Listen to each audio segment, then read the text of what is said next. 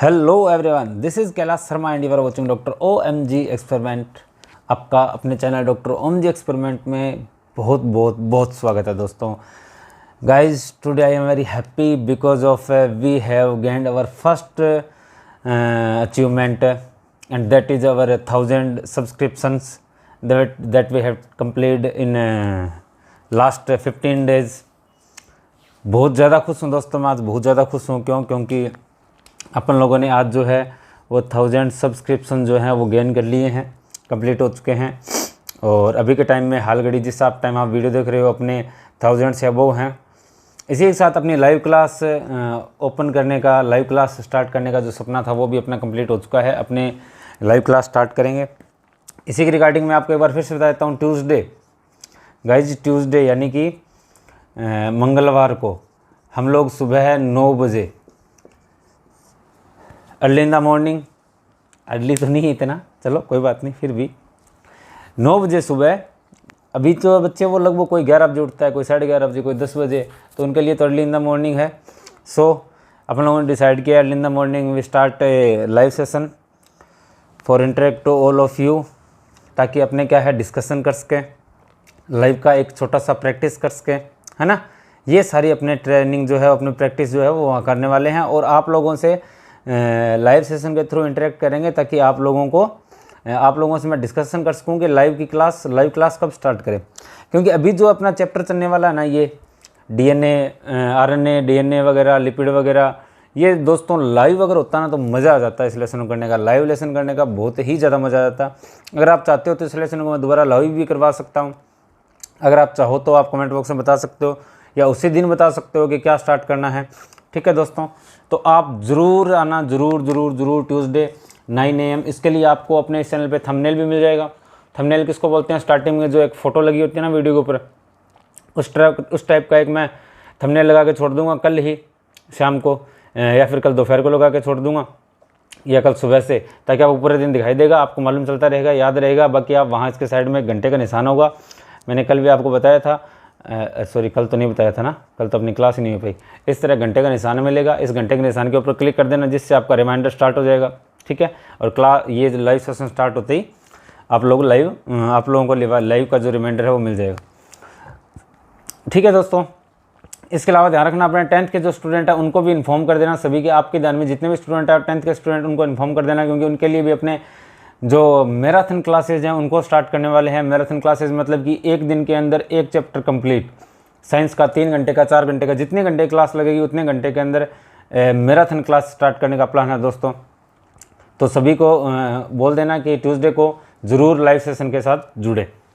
ठीक है दोस्तों, इसके अलावा क्लास को अब शेयर करते रहिए, सब्सक्राइब करते रहिए। जितने ज़्यादा सब्सक्रिप्शंस होते हैं उतनी अच्छी बात है दोस्तों। आप लोगों का बहुत बहुत धन्यवाद। आप लोगों का मैं दिल से शुक्रिया करता हूँ। आप लोगों ने बहुत मेहनत की, मेरे बहुत से साथियों ने मेहनत की, जिसकी वजह से आज हम यहाँ तक पहुँच पाए हैं। तो दोस्तों शेयर कर दीजिए, सब्सक्राइब कर दीजिए। अपने लेसन को भी स्टार्ट करते हैं। अपना लेसन का अभी जो टॉपिक स्टार्ट करने वाला हूँ दोस्तों, ये वैसे तो मैंने कल इसकी 2 वीडियो बनाई थी।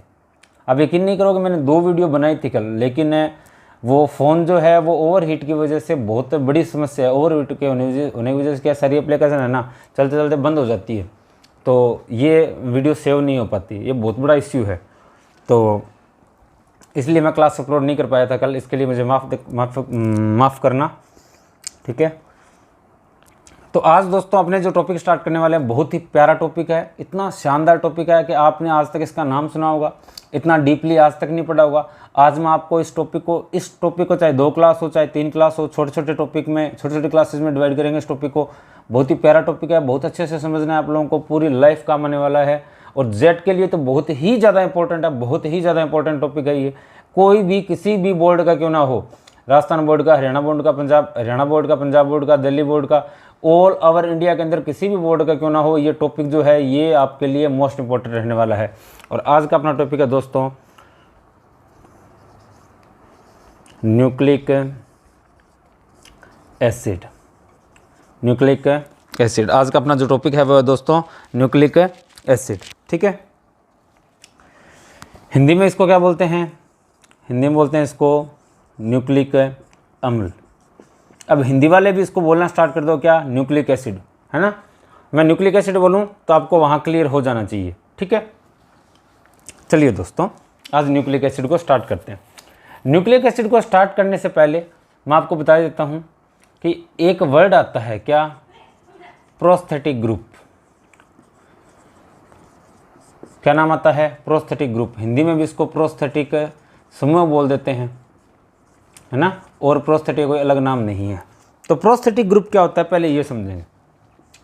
प्रोस्थेटिक ग्रुप क्या होता है दोस्तों कि कोई एक कंपाउंड है अपने पास। थोड़ी फ़ैन की आवाज़ आप लोगों को आ रही होगी क्योंकि दोस्तों गर्मी बहुत ज़्यादा है और इतनी क्लास लगाने के बाद क्या है, बॉडी जो है सारी की सारी स्वेटिंग से पूरी को पूरी भीग जाती है। इस वजह से ना ये थोड़ी सी समस्या है, तो थोड़ी सी फ़ैन की आवाज़ के लिए आपको कॉम्प्रोमाइज़ करना पड़ेगा थोड़ा सा। ये जो अपना कंपाउंड है, ठीक है, इस कंपाउंड के साथ मान लो कोई एक दूसरा कंपाउंड ऐड है। कंपाउंड नहीं कह सकते आप, मैंने आपको बता दिया, बस एक कंपाउंड मान लो एक बार इसको, है ना। लेकिन रियल में एक कंपाउंड नहीं होता, तो क्या होता है, रियल में एक छोटा सा ग्रुप होता है। जैसे कि मान लो कि आपने 10th क्लास में पढ़ा है कि CH3 CH2 CH2 इस तरह की चेन पड़ी होती है, उसके आगे लगाती है COOH। तो इस तरह ये एक कंपाउंड हो गया और इसके आगे एक क्या है, छोटा सा एटॉमिक ग्रुप यानी कि परमाणु समूह है जुड़ा है, ठीक है, ये इसके साथ है जुड़ा हुआ है, ठीक है। तो इस तरह ये तो हो गया ये वाला कंपाउंड और ये हो गया ये। रियल में ये ही नहीं होता, लेकिन इस तरह एग्जांपल देके बता रहा हूँ, ठीक है। इस तरह ये से जुड़ा हुआ होता है इसके साथ। तो एक कंपाउंड है और इसके साथ एक अलग से छोटा सा एटॉमिक ग्रुप जुड़ा होता है, ठीक है। ये ग्रुप जो होता है ये टाइटली बॉन्डेड होता है। क्या होता है, टाइटली बॉन्डेड होता है। टाइटली बॉन्डेड का मतलब बहुत ही मजबूती के साथ बंधा हुआ होता है। किसके साथ बंधा होता है, मजबूती के साथ बंधा हुआ होता है, ठीक है। इसकी वजह से क्या होता है, इसकी वजह से ये एक्टिव होता है। अब ये क्या होते हैं, ये ऑलमोस्ट एंजाइम मिलेंगे आपको। ऑलमोस्ट क्या मिलेंगे, एंजाइम मिलेंगे। आगे बात समझो दोस्तों, ये जो मेन ग्रुप है ना, अपना मेन कंपाउंड है, ये ऑलमोस्ट आपको क्या मिलेगा, एंजाइम मिलेगा। और एंजाइम क्या होते हैं, एंजाइम प्रोटीन होते हैं। एंजाइम क्या होते हैं, एंजाइम प्रोटीन होते हैं। So it can be said that main compound और main atomic group should be an enzyme, and we have already read that mostly enzyme are proteins. Mostly enzymes are proteins. Understand guys? So it can be said that this compound is a protein. आगे बात समझ में दोस्तों। तो ये क्या होता है, ये अगर प्रोटीन है तो प्रोटीन का कंपोजिशन पढ़ते हो आप, तो उसमें अपन लोगों को मालूम है कि पॉलीपेप्टाइड और पॉलीपेप्टाइड वो बनते हैं पेप्टाइड से, यानी कि प्रोटीन बनता है पॉलीपेप्टाइड से और पॉलीपेप्टाइड बनता है पेप्टाइड से और पेप्टाइड बनता है एमाइनो एसिड से, है ना, ये पढ़ चुके हैं। तो ये प्रोटीन का हिस्सा नहीं होगा, ये प्रोटीन का हिस्सा नहीं होगा। It should not B A protein, and protein means polypeptide. तो ये पॉलीपेप्टाइड नहीं होना चाहिए, और कुछ भी हो चाहे, क्या नहीं होना चाहिए, पॉलीपेप्टाइड नहीं होना चाहिए। आगे बात समझे, और कुछ भी हो चाहे, समझ आगे बात दोस्तों। तो यहाँ प्रोस्थेटिक ग्रुप कंप्लीट होता है। क्या है, prosthetic group is a small atomic group which is tightly bonded to any other big atomic group which are mostly enzymes, and we know that mostly enzymes are protein, and this small group should not be polypeptide, and its main work is to active the big compound. आगे बात समझे, जो बड़े वाला compound है उसको active करने का इसका काम होता है, ठीक है। पॉलीपेप्टाइड नहीं होता, लेकिन इसको एक्टिव करने का काम होता है। ये जो ग्रुप इस टाइप की इतनी प्रॉपर्टीज लिए हुए अपने में जो ग्रुप रखता है उसे बोलते हैं क्या, प्रोस्थेटिक ग्रुप बोलते हैं। क्या बोलते हैं, प्रोस्थेटिक ग्रुप। प्रोस्थेटिक ग्रुप की साइज स्पेलिंग मैंने गलत लिख दी, THTIC ना, टी भूल गए बीच में। प्रोस्थेटिक ग्रुप तो ये होता है प्रोस्थेटिक ग्रुप। आगे बात समझ में, किसी को इश्यू, चलिए दोस्तों आगे बढ़ते हैं। अब ये हो गया अपना प्रोस्थेटिक ग्रुप, अपने समझ में आ गया कि प्रोस्थेटिक ग्रुप होता क्या है, ठीक है। अब चलिए अपने आगे की बात करते हैं। अब ये कोई अपनी क्या है, सेल, ठीक है। We know that all body of all kind of living things on this earth is made of cells. So it can be said that functional unit or structural unit of all living things is a cell. सारे cell की जितनी भी human body है या जितनी भी body है living body, उन सभी की फंक्शनल और स्ट्रक्चरल यूनिट क्या होती है, सेल होती है। मैं उसी सेल की बात कर रहा हूँ। इस सेल के अंदर क्या होता है, न्यूक्लियस। ये है सेल, ये है न्यूक्लियस। ठीक है, ये है पूरी सेल। समझ आ गई दोस्तों बात। अब इस सेल के अंदर एक लिक्विड भरा होता है। सेल के अंदर क्या भरा होता है? एक लिक्विड, उसे बोलते हैं न्यूक्लियोप्लाज्म। क्या बोलते हैं? न्यूक्लियोप्लाज्म। अब यहाँ बहुत इश्यू रहता है बच्चों के, ठीक है। इस न्यूक्लियोप्लाज्म को छोड़ दो, यहाँ भी एक लिक्विड मिलता है, ठीक है। इस लिक्विड को बोलते हैं क्या? Cytoplasm. It is known as a cytoplasm, ठीक है। अब इस साइटोप्लाज्म और न्यूक्लियोप्लाज्म, इन दोनों को एक साथ क्या बोलेंगे? न्यूक्लियोप्लाज्म और साइटोप्लाज्म को क्या बोलेंगे साथ में? प्रोटोप्लाज्म। क्या बोलेंगे दोस्तों? प्रोटोप्लाज्म बोलते हैं। हिंदी में क्या नाम है सर? हिंदी में प्रोटोप्लाज्म, इसका कोशिका द्रव्य और इसका केंद्रक द्रव्य। हालांकि ये नाम अपनी तरफ से ही मानो, बाकी इनके सही नाम तो यही है, न्यूक्लियोप्लाज्म, साइटोप्लाज्म, प्रोटोप्लाज्म। सर एक और होता है, क्या होता है? प्रोटोप्लास्ट। क्या होता है? प्रोटोप्लास्ट। ये और बता दीजिए क्या होता है। चलिए दोस्तों ये भी बता देते हैं। प्रोटोप्लाज्म और प्रोटोप्लास्ट सेम वर्ड है, ठीक है। इस प्रोटोप्लाज्म तक क्या है? इस protoplasm mean the juice that is filled in nuclei and whole cell. इस सेल के अंदर इसमें जो जूस फिलअप है उसे बोलते हैं। अगर आप इस सेल मेम्ब्रेन को भी इसके साथ इंक्लूड कर देते हो, इस प्रोटोप्लाज्म के साथ सेल मेम्ब्रेन को भी इंक्लूड कर देते हो, I mean to say that ये जो प्रोटोप्लाज्म है आपका, जो लिक्विड है यहाँ तक का, इसके साथ आप बात कर रहे हो किसकी? सेल मेम्ब्रेन की, इस कोशिका झिल्ली की। किसकी? कोशिका झिल्ली की बात कर रहे हो, यानी कि कोशिका झिल्ली प्लस प्रोटोप्लाज्म, इसको क्या बोलेंगे? प्रोटोप्लास्ट बोलेंगे। क्या बोलेंगे दोस्तों? प्रोटोप्लास्ट बोलेंगे, ठीक है। तो यहाँ अपने को कुछ कुछ चीज़ें क्लियर हो गई। न्यूक्लियर क्या होता है, सेल क्या होती है, छोटे छोटे लेवल पे। रॉबर्ट हुक ने ही सेल की डिस्कवर किया था। फर्स्ट टाइम डिस्कवर किसने किया था? इसे ने किया था। किसने? रॉबर्ट हुक ने, ठीक है। अब देखो इसके अंदर क्या होते हैं, इस न्यूक्लियर के अंदर क्या होते हैं? कुछ न्यूक्लियो प्रोटीन होते हैं। क्या होते हैं? न्यूक्लियो प्रोटीन होते हैं। समझ आ गई क्या बात दोस्तों? क्या होते हैं? कुछ है न्यूक्लियो प्रोटीन। हिंदी में क्या बोलते हैं सर इनको? न्यूक्लियो प्रोटीन ही बोलते हैं। कुछ न्यूक्लियो प्रोटीन होते हैं। कहाँ होते हैं? There are some nucleo proteins in cell nuclear, ठीक है। और इनके अंदर प्रोस्थेटिक ग्रुप की तरह, इनके अंदर प्रोस्थेटिक ग्रुप की तरह कौन बॉन्डेड होते हैं? एक स्पेसिफिक कंपाउंड बॉन्डेड होते हैं, या कुछ स्पेसिफिक स्ट्रक्चर बॉन्डेड होती है, जिन्हें बोलते हैं न्यूक्लिक एसिड। क्या बोलते हैं? न्यूक्लिक एसिड बोलते हैं। समझ आ गई क्या दोस्तों बात? न्यूक्लिक अम्ल, हिंदी में इसको बोलते हैं प्रोस्थेटिक समूह है। मैं फिर से एक एक बार लिख रहा हूँ ताकि किसी का कोई इश्यू ना रहे, किसी को कोई डाउट ना रहे, वरना मैं दूसरी बार लिखूंगा नहीं। क्यों? क्योंकि एक बार बता चुका हूँ आपको ना, हिंदी इंग्लिश में जो वर्ड एक बार सेम चल रहे हैं उनको बार बार बताने के, टाइम पास करने की ज़रूरत नहीं है। तो इस सेल न्यूक्लियर में क्या होते हैं? कुछ न्यूक्लियो प्रोटीन होते हैं, और उस न्यूक्लियो प्रोटीन में प्रोस्थेटिक ग्रुप की तरह क्या होते हैं? कुछ कंपाउंड जुड़े होते हैं, उन्हें ही क्या बोलते हैं? न्यूक्लिक एसिड बोलते हैं। आगे क्या समझ में बात दोस्तों? क्या होता है? प्रोस्थेटिक ग्रुप की तरह जो कंपाउंड होते हैं उन्हें ही क्या बोलते हैं? न्यूक्लिक एसिड बोलते हैं। अब ये न्यूक्लिक एसिड जो है, इनका काम क्या होता है? यहाँ इनका काम होता है प्रोटीन सिंथेसिस का। किसका? प्रोटीन सिंथेसिस का काम होता है, यानी कि प्रोटीन संश्लेषण का काम होता है। किसका काम होता है? प्रोटीन संश्लेषण का काम होता है। और ये प्रोटीन ही क्या होते हैं? एंजाइम होते हैं। क्या होते हैं? एंजाइम। पढ़ा था आप लोगों ने कि लगभग एंजाइम क्या होते हैं? प्रोटीन होते हैं।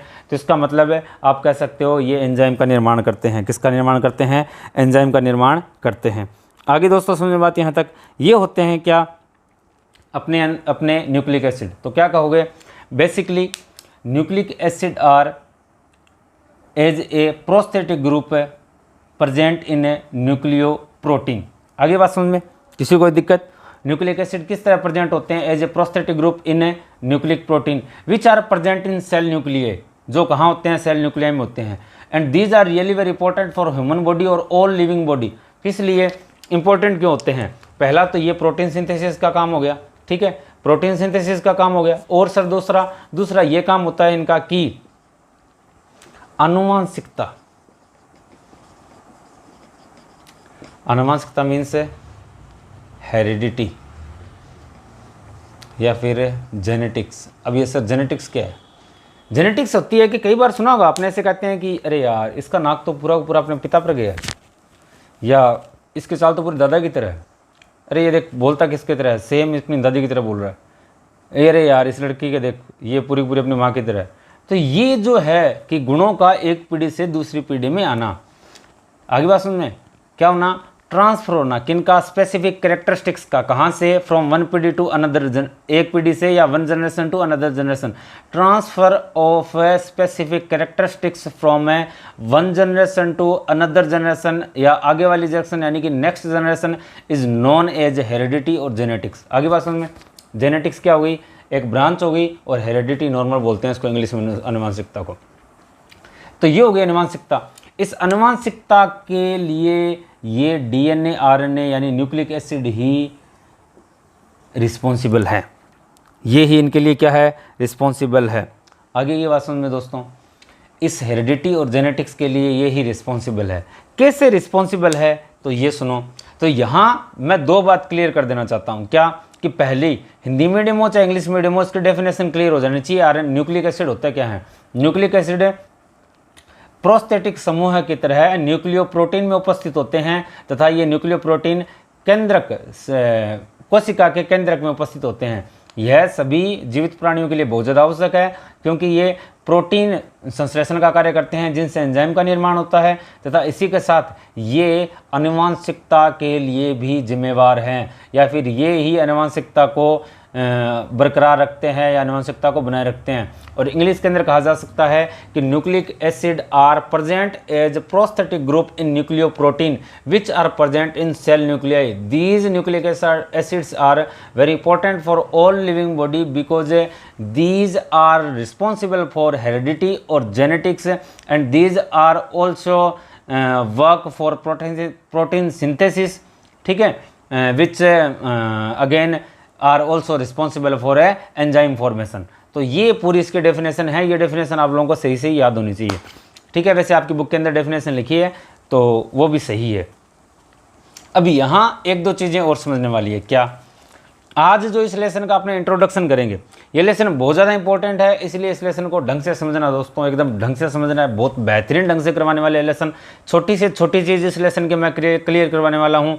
जेट केमिस्ट्री के लिए बहुत ज़्यादा इंपॉर्टेंट है। पहले बता देता हूँ, आपको मालूम अच्छी तरह यूट्यूब पर ऐसी कोई क्लासेज नहीं है जो आपको जेट केमिस्ट्री के लिए या फिर एजी केमिस्ट्री के लिए अवेलेबल हो, हिंदी मीडियम और इंग्लिश मीडियम के लिए तो इम्पॉसिबल है।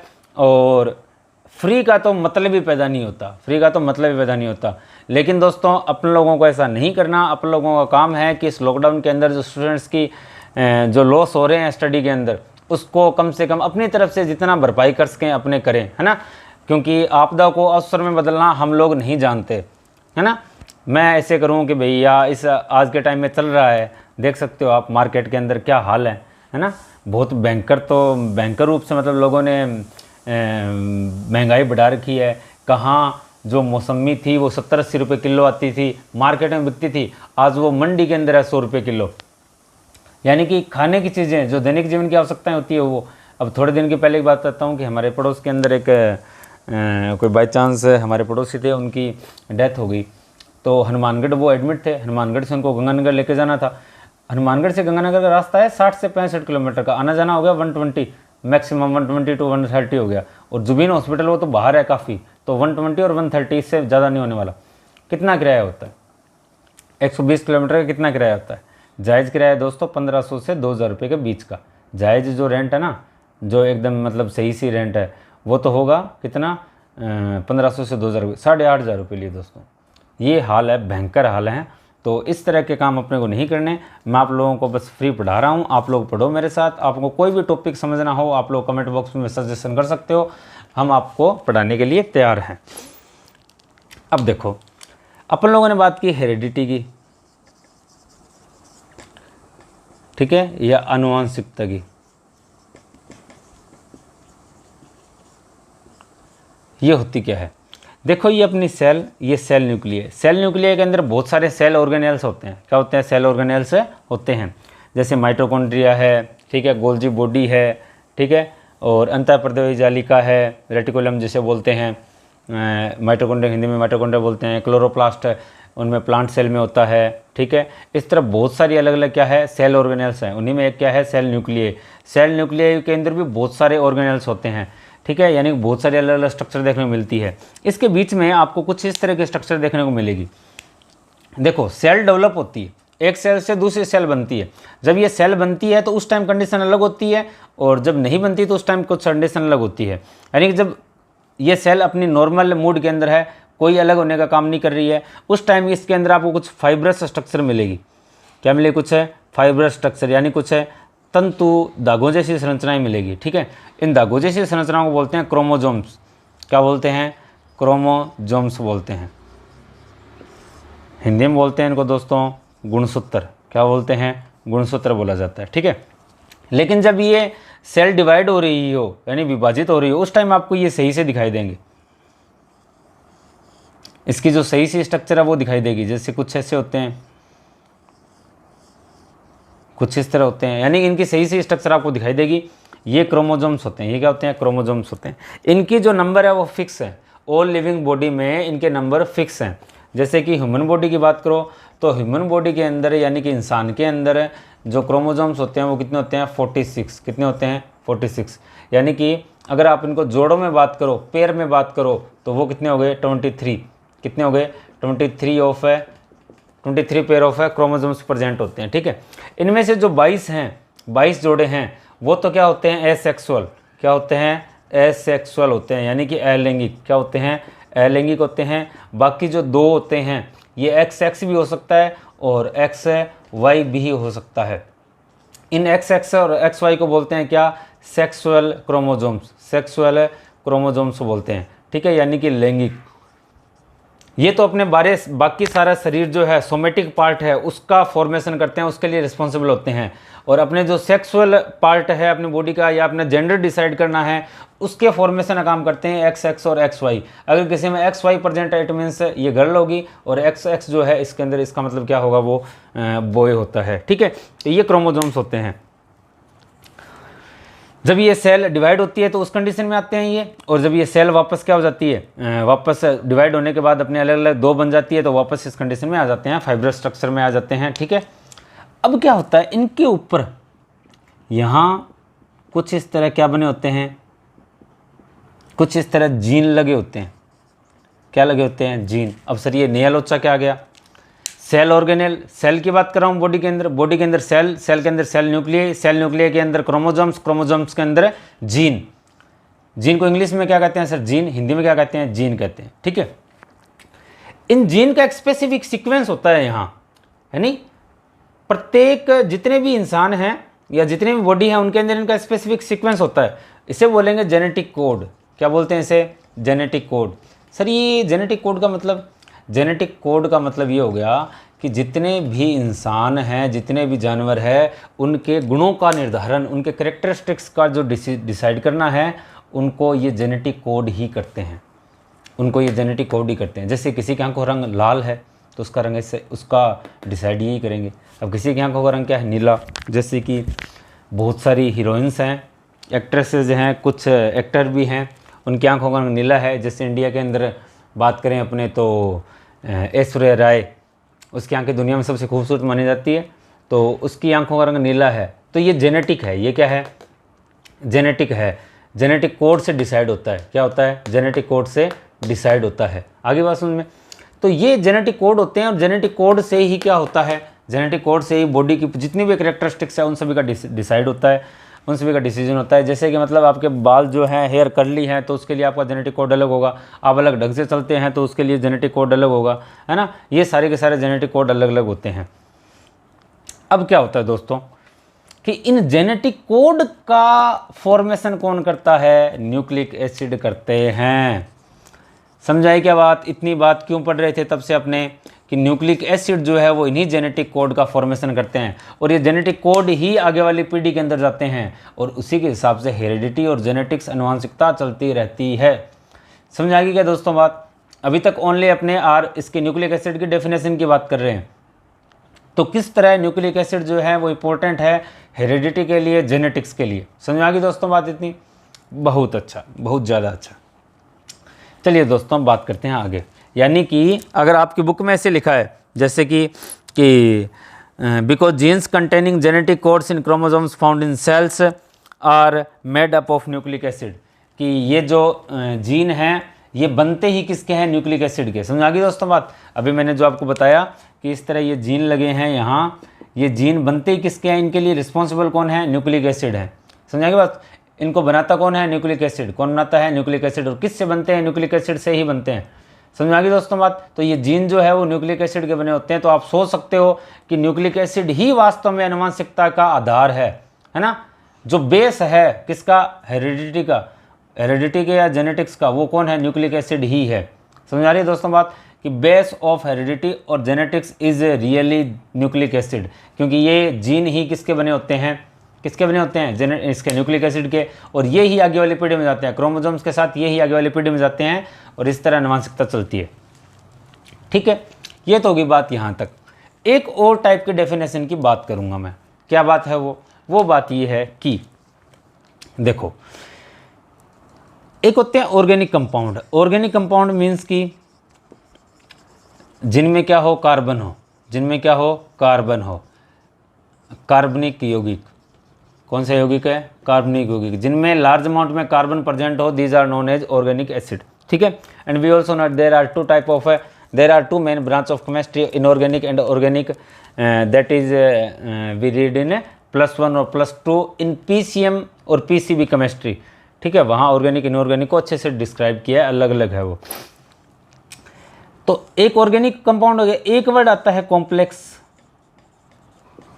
Complex compound. ये कॉम्प्लेक्स कंपाउंड क्या होता है, कॉम्प्लेक्स कंपाउंड होता है जटिल यौगिक या फिर संकुल यौगिक। संकुल यौगिक की भी स्ट्रक्चर क्या होती है, थोड़ी हार्ड होती है, इसीलिए इन्हें कॉम्प्लेक्स कहते हैं। तो कुछ ऑर्गेनिक कंपाउंड होते हैं जो क्या होते हैं, कॉम्प्लेक्स होते हैं। जैसे प्रोटीन है, बहुत लंबी स्ट्रक्चर बन गई तो कॉम्प्लेक्स ही है। सेल्यूलोज जब बहुत बड़ी स्ट्रक्चर बन गई तो क्या कॉम्प्लेक्स ही है। तो रियल में ऐसे कहते हैं कि न्यूक्लिक एसिड क्या है, न्यूक्लिक एसिड है।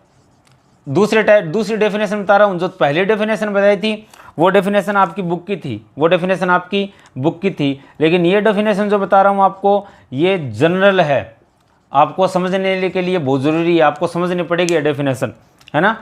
कि ऑर्गेनिक कंपाउंड है, कार्बनिक यौगिक है।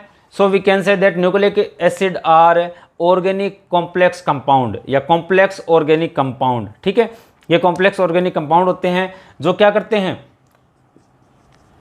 जो प्रोटीन सिंथेसिस का वर्क करते हैं। किसका वर्क करते हैं, प्रोटीन सिंथेसिस का वर्क करते हैं, यानी प्रोटीन संश्लेषण का वर्क करते हैं, प्रोटीन संश्लेषण का कार्य करते हैं। और साथ में आनुवंशिकता का कार्य भी करते हैं या आनुवंशिकता का निर्वाह करते हैं, यानी कि जेनेटिक्स का भी निर्वाह करते हैं। समझ आ गई बात दोस्तों। यानी कि ये अपनी नॉर्मल डेफिनेशन है, नॉर्मल डेफिनेशन है।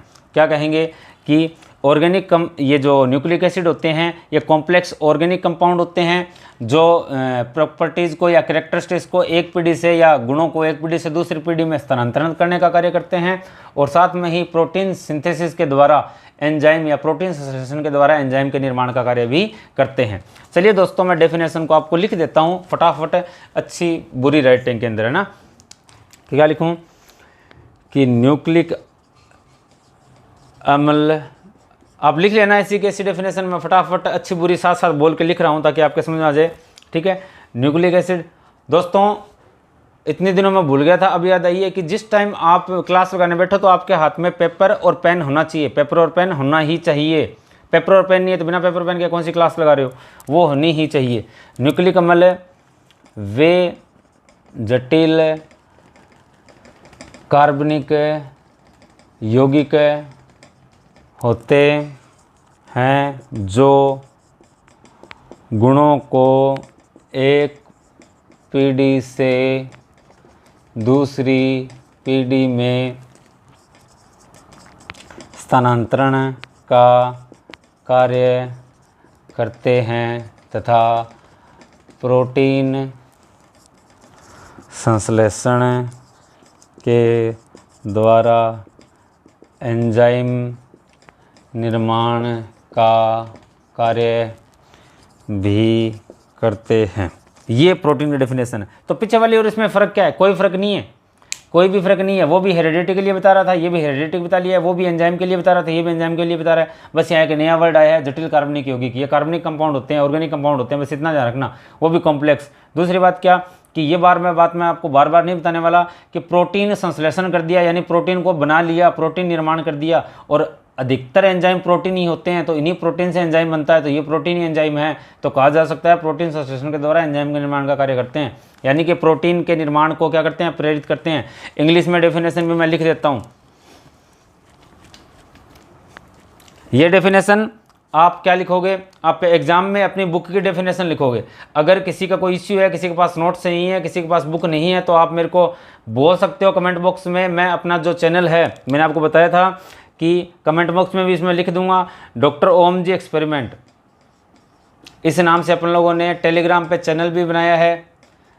ये आपके लिए बनाया है ताकि जिस दिन मान लो क्लास ना हो पाए या लाइव क्लास ना हो पाए, मैं क्लास लेट लगाऊं या लेट अपलोड करूं, तो इसकी इन्फॉर्मेशन आपको वहां मिल जाएगी, है ना। आपके लिए सारी की सारी सुविधाएं वहां है, सारे study material, notes, questions, MCQs सारे के सारे वहां मिलेंगे आपको।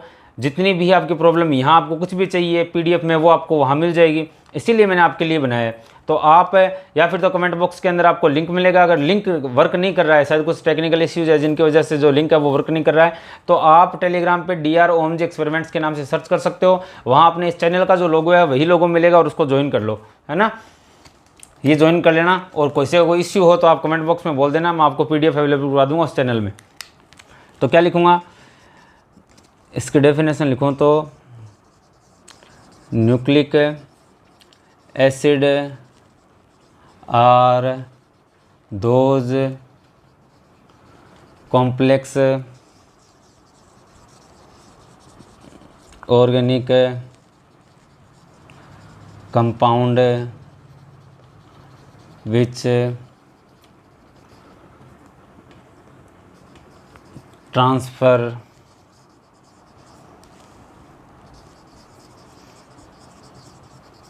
characteristics from one generation to next generation, ठीक है, नेक्स्ट जनरेशन में, and also form enzyme through protein synthesis. ये डेफिनेशन मैंने आपको इसलिए लिखवाई है कि ये डेफिनेशन आपकी बुक में नहीं है, ठीक है, इसको लर्न कर लेना। ये भी अच्छी डेफिनेशन है, सिंपल डेफिनेशन है उसकी बजाय। और आपकी बुक की जो डेफिनेशन है वो मैं आपको बता चुका हूँ। बुक में लिखा है nucleic acid are present as prosthetic group in nucleoprotein found in the nucleus of all living cells. They are very important in life because genes containing genetic code in chromosomes found in cells are made up of nucleic acid, ठीक है। और the synthesis of a protein in different cells are also controlled by nucleic acid, यानी कि जो protein synthesis है उसको भी कौन कंट्रोल करता है, न्यूक्लिक एसिड कंट्रोल करता है। तो घूम फिर के बात यही आती है। तो दोनों मैं आपको बता चुका हूँ। हिंदी मीडियम वालों की आपकी बुक में डेफिनेशन है, किसी को बुक की प्रॉब्लम है तो आप वो मेरे को बोल सकते हो, है ना। अब एक छोटी सी चीज़ उसमें बताएंगे, आज के लिए इतनी क्लास लगाएंगे, ज़्यादा लंबी नहीं खींचने वाले। क्या बता रहा हूँ कि देखो, सबसे पहले इसको डिस्कवर किसने किया था, न्यूक्लिक एसिड को डिस्कवर किसने किया था या खोजा किसने था। खोज जो की थी वो की थी फ्रेडरिक ने। किसने की थी, फ्रेडरिक ने, फ्रेडरिक मिक्सचर ने, ठीक है। फ्रेडरिक मिक्सचर ने इसकी खोज की थी। और इसको नाम किसने दिया था, इसका नोमेनक्लेचर किसने किया था, नामकरण एल्टमान ने। किसने किया था, एल्टमैन ने या एल्टमान ने इसका नाम दिया था, ठीक है। खोजा किस में था, रोटन सेल्स में, रोटन सेल्स में, जो खराब हो चुकी थी सेल्स, यानी कि मवाद की जो कोशिकाएं थी उन कोशिकाओं में, ठीक है दोस्तों। मवाद की कोशिकाओं में खोज किया था। खोजा जिसने था, discover it was discovered by Friedrich Miescher but its nomenclature is done by Altmann. खोजा तो फ्रेडरिक मिक्सचर ने, नाम दिया था एल्टमैन ने। And these are also discovered in rotten cells. मवाद कोशिकाओं में इसको खोजा गया था। अब दोस्तों आपको कोई इश्यू हो इस वीडियो से रिलेटेड तो आप लोग कमेंट बॉक्स में मेंशन कर सकते हो। दोस्तों आप लोग बहुत स्लो चल रहे हो, एजी केमिस्ट्री DL में बहुत ज़्यादा स्लो चल रही है, बहुत ही कम बच्चे इसको इससे पढ़ रहे हैं। दोस्तों मेरे को इस बात से कोई फ़ायदा या नुकसान नहीं है। अगर आप लोग क्लास नहीं लगाते हो तो मेरे को कोई नुकसान नहीं है, मेरे को कोई फ़ायदा नहीं है। हाँ, अगर आप क्लास लगाते हो तो मेरा फ़ायदा है, लेकिन आप क्लास नहीं लगाते हो तो इससे मेरे कोई नुकसान भी नहीं है। मैं संतुष्ट हूँ, I am satisfied because of I am doing my work. मैं अपना काम कर रहा हूँ, मैं संतुष्ट हूँ। लेकिन आप लोग पढ़ो बच्चों, ठीक है। ना पढ़ते हो तो मेरा काम कंटिन्यूसली क्लासेस अपलोड करने का है, मैं करूँगा। आपको पढ़ो चाहे ना पढ़ो, है ना। लेकिन मैं चाहता हूँ कि आप लोग पढ़ो, आपको बढ़िया से बढ़िया मैं स्टडी मटेरियल अवेलेबल करवा रहा हूँ। आपके लिए इतनी मेहनत की जा रही है, तो आप लोग भी दोस्तों मेहनत करो। चलिए, इस टॉपिक को बहुत अच्छा ढंग से पढ़ना है दोस्तों, इसीलिए इसकी छोटी छोटी क्लासेस मैं आपको अवेलेबल करवाऊंगा। लाइव क्लास में करवाने की कोशिश करूँगा ताकि आप लोगों को इश्यू ना रहे इसके अंदर। आप लोग लाइव जुड़ना मेरे साथ, मैंने आपको मैं पहले बता चुका हूँ। और इस क्लास को ज़्यादा से ज़्यादा शेयर करना, सब्सक्राइब करना, जिसको ज़रूरत है उसको ज़रूर भेजना। मिलेंगे अपने आगे वाली क्लास के अंदर, तब तक के लिए जय श्री राम, धन्यवाद। आगे का टॉपिक करेंगे आगे वाली क्लास के अंदर। धन्यवाद दोस्तों।